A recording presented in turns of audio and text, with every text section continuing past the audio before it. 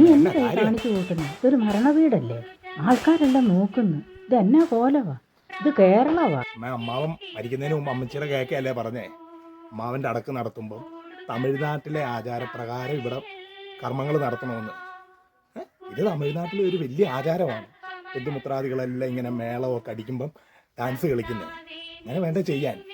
ഞാൻ ആ ലിസിയെ മോനിച്ചനെയൊക്കെ വിളിച്ച അവരും കൂടെ വന്ന് തുള്ളുവാണെങ്കിൽ അമ്മാവൻ്റെ ആത്മാവിന് നിത്യശാന്തി ലഭിക്കും.